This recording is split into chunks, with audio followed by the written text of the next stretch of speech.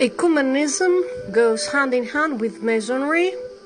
Let's take a trip down memory lane and you will discover things that you may not have perceived or you may not have understood so clearly, let's say. So let's start. First, ecumenism is an ideology that may be traced back to the powerful elite of this world. It's a means of controlling and eviscerating true religion of all vitality, and it's a way by which to deconstruct truth.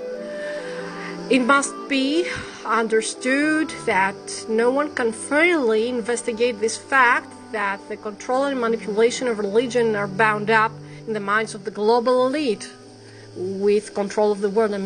Religion is constantly being weaponized by them for this end, and suffice it to say that the Rockefellers are a very good general example of the united goals of the elite powers.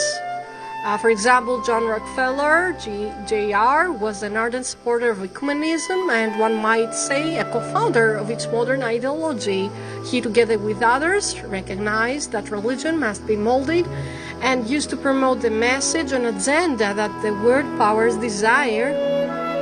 As a side note here, he also supported Protestant missions because he observed that Protestantism predisposes its recipients to the commercialism and industry of the West.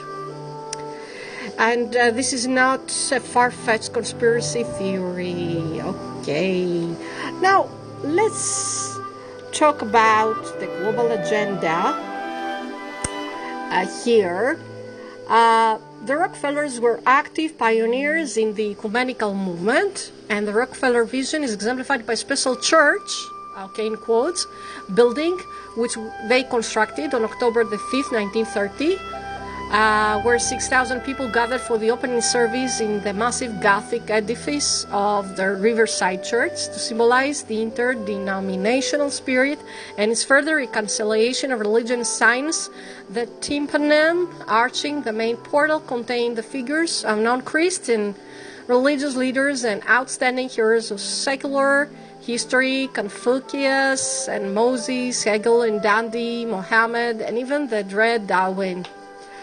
The church building images the ultimate goal of ecumenism, the liquidation of unique truth claims and the amalgamation of all religions together with scientism. Scientism, an important word here, please note this. Okay, into a giant generic word, religion, which will promote a new religious message. Millions of dollars were invested by this family, the Rockefellers, alone into the ecumenical movement, and they had a major hand in helping to establish the National Council of Churches in the USA. Keep in mind, this is but one example of the elite power families that were and are actively involved in promoting globalization. It's vital also to get our head around the fact that a fundamental part of that agenda is ecumenism. Let that be stressed. The global powers, which are truly antichrist, are some of the greatest proponents and supporters of ecumenism. In fact, through the extensive use of the man in power, the ideology of ecumenism was and is promoted to this day. So it's not just a grassroots movement, nor is it some grand move of the Holy Spirit, although Spirit is definitely involved. Second, ecumenism has been persistently promoted and gained traction in the Orthodox Church through very dubious characters and means. This does not refer to some who participated early on, as noted above, in hope of truly witnessing to the truth of orthodoxy, but rather to those who began to willingly sell out and subsequently became active purveyors of the spirit of ecumenism and orthodoxy even to this day. Another prominent adherent promoter of ecumenism within the Orthodox Church was the ecumenical patriarch Meletios, of ignominious memory, and it's abundantly clear that his great support for ecumenism was rooted in his own alliance to Masonry. It's well documented and established that he was a very ardent Mason. He labored diligently to undermine orthodoxy and to supplant it with ecumenism.